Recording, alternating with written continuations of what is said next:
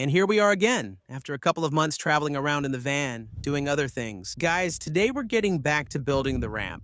This is where we left off in the last episode with the frame basically finished. Today we're starting to cut the curves and put them on.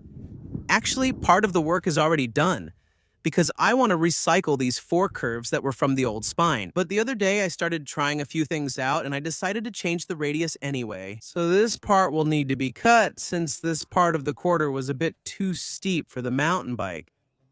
We'll head over, cut everything down and attach them there. 2, 4, 6. Okay, we'll make 8, but we're missing 4, so we'll need to cut some new ones. I'll use scraps from the old quarter since the panels are still good. Well, in the meantime, I'll show you how to make a curve. If you're starting with just a raw sheet, it's very simple, basically. We need to recreate a giant compass, so I used a rope, a string, whatever you have, keeping it nice and tight. Otherwise, the best way is to use a wooden board like this one. We go and drive a screw at exactly the radius we want. And then, very simply, we'll have a pivot over there and here. With our pencil, we follow the tip of the board. This way we draw the radius then, after you've made one, you cut it, and use the first template to make all the others. Anyway, we're doing a big job, so there's no need to be precise to the millimeter. To speed up my work a bit, I put the 2 curves together, so I only need to make 1 cut to cut half of the curves. Let's see if we can do it with the circular saw. Using the jigsaw would be ideal, but it would take a week.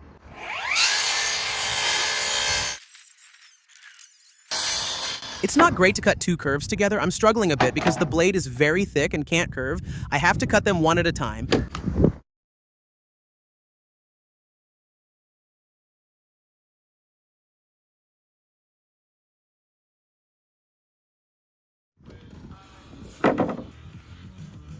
So the curves need to be mounted like this. We place the beams on top here. This is the tip that was already cut precisely. Everything's joined together and we're all set. It looks good, I have to say. We can move on. The curves are done. Now we're going to fix them onto these beams. But last time, I attached them like this with a small panel. On this side, since it's on the edge, they tended to twist and bend. So this time we'll place them more centered with a small timber block like this inside. Come on, let's cut them all.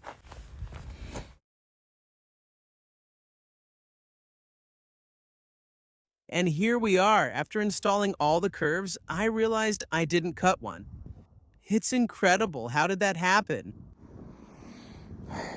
Today's a big surprise. Look who's back. It's Dr. Mizuki. We're about to resume building the skate park. Let me explain the new construction technique.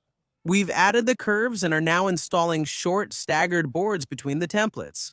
Otherwise, how would you screw them in? After that, on top, we'll put the other boards, the longer ones, 3 meters long, which are also staggered.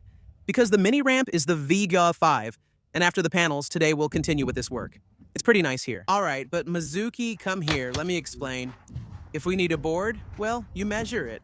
And we put the other one here next to mine. We put it with this one, so look and see. Okay, and we've put one in. Careful, Mizuki is using the circular saw. Wait, don't say anything. They're coming. There's a button. Look at the light. Okay. And 2 centimeters is enough. Lower the blade like this so you can see where it's going. The important thing is that you hold it. Wait, hold the board, then go in slowly. Hold it, keep it steady, or it'll jump.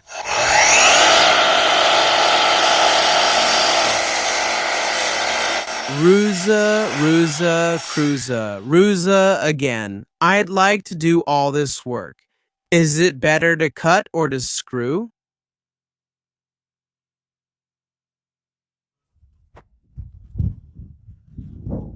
Cutting, screwing, though I don't like screwing. You don't? I actually prefer breaking things. I demolish, not build. Hi, Mizuko. So, after getting to this point, today we're making the little platform up here and then the one over there. Because I need to cover the airbag motor, you understand, Mateo? Yes, here we go. I need some 3-meter and 2-meter boards, the leftover scraps, to put the shack together. Last night I had to make this bracing system to straighten the sides here because they were out of alignment. So now it's nice and straight, and we can put some diagonals in the back.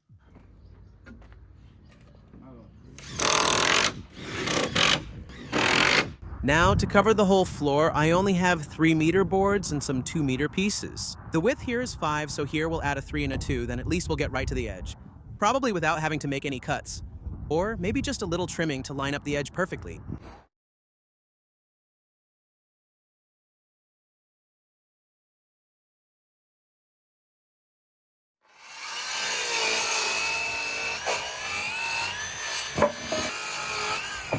Let's go for the flyout. Ready, my friend.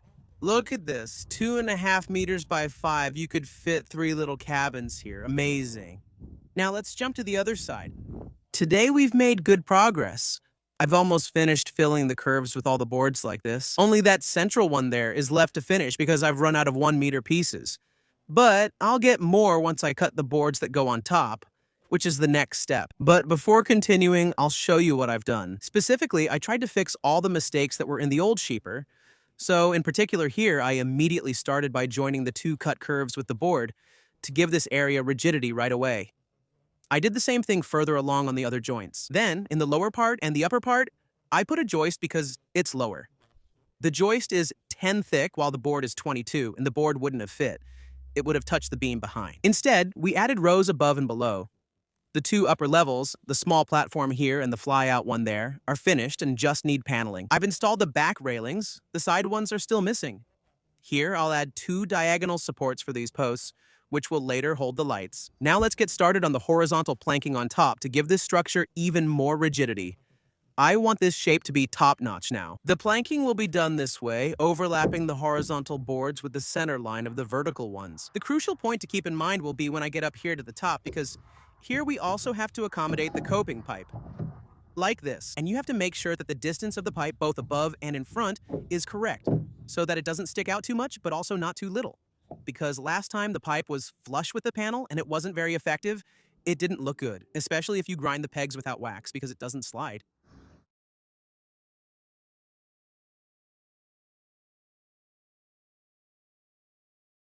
So it's good but not great that I laid out some of the boards.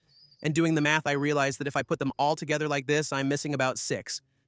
And we don't have them. I mean, it's true that I could recover some, but if I want to use everything I have here, then it's better for me to start making a wider gap there to have some spare boards. And then I figured I can recover a couple from up there. We'll see. I need to get in here and avoid all of them. But I'll do that tomorrow because today there's a big barbecue, so that's it.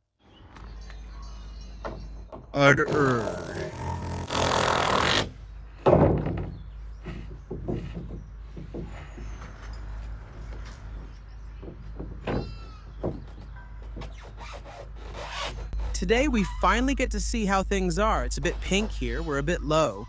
Let's start by raising the board a bit and then we'll lay them forward and back.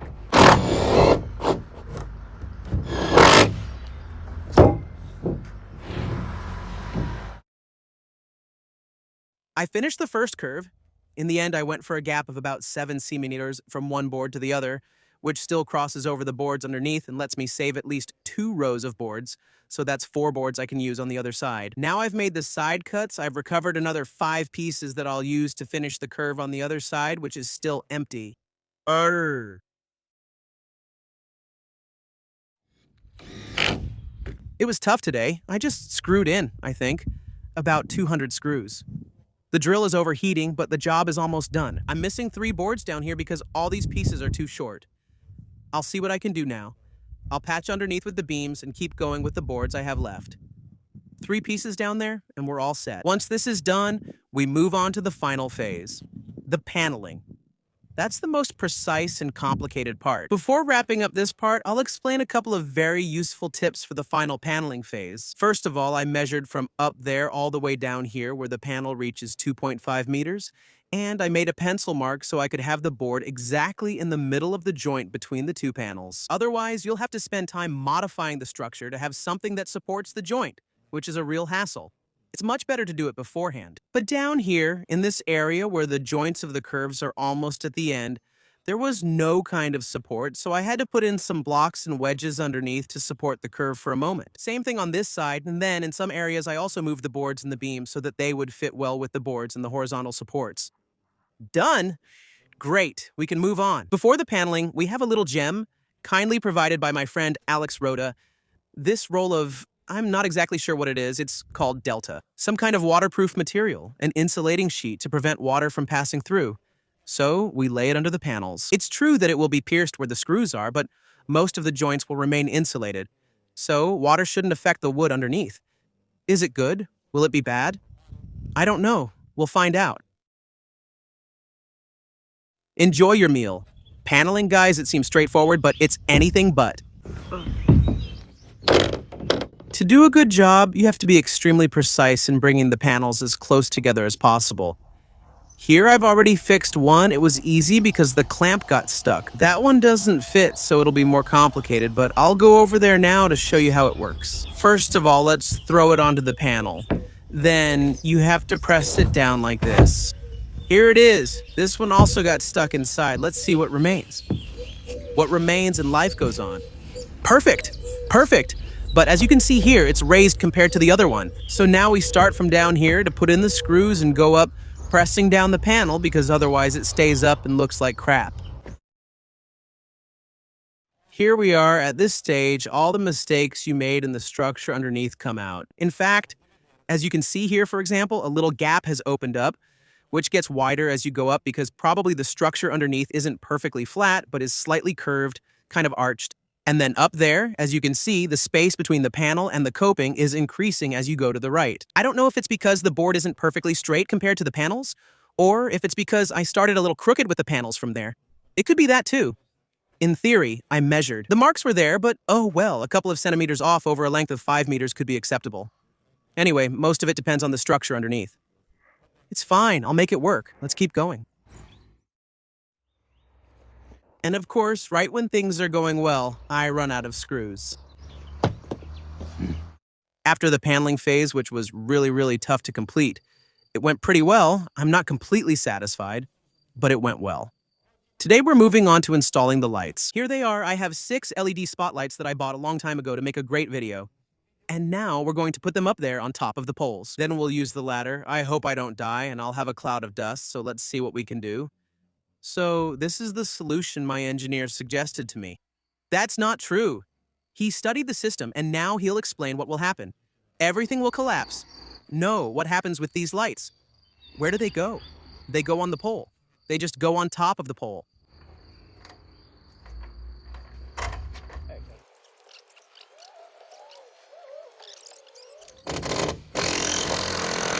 Oh, it worked. I put them up, both of them. Incredible. After putting the 2 spotlights up there, the other day I called it a day because on this side, instead, we only have the poles without any kind of railing attachment. So I didn't trust putting the ladder on top and climbing up with all my weight since I have to manage by myself. I'll remove the pole, attach the lights first, and then put the pole back up with the lights attached. I've placed a stopper here as a reference point. Resting the pole makes it easier to screw it in. Otherwise, I'd have to hold and screw it at the same time, which would be messy. The last thing to build before connecting the lighting system is this transition piece to put here, which serves as a closure for the step-up, but also as a transition from the upper level to the quarter, to make it look almost like a roll-in, and maybe help those who can't do it learn as well. Let's install it.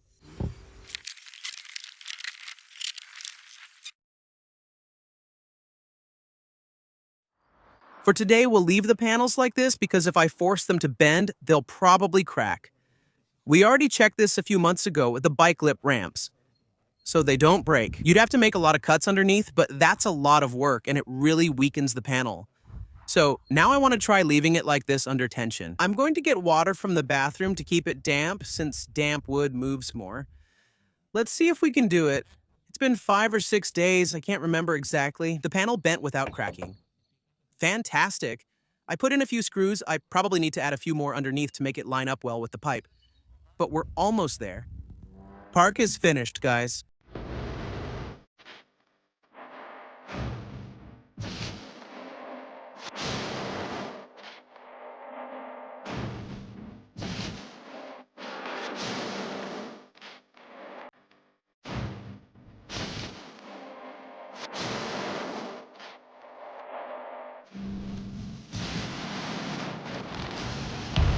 It begins, ladies and gentlemen. After 6 months, we managed to finish this beautiful mini ramp. Today, Luca Cotta is testing it, with lighting up there. For summer evenings, those really tough ones every day of the year, even in winter when it gets dark.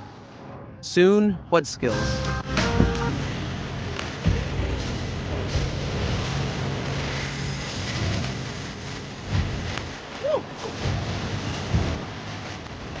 And so, guys, this video is over too. I hope you enjoyed this series. About the skate park, if you missed the previous videos about dismantling the old skate park in the beginning, go back and check them out in the playlist. I'll see you in the next video, maybe with more builds coming soon. The drop here is starting to get a bit rotten, so maybe we'll do something about it. See you next time. Bye. Awesome.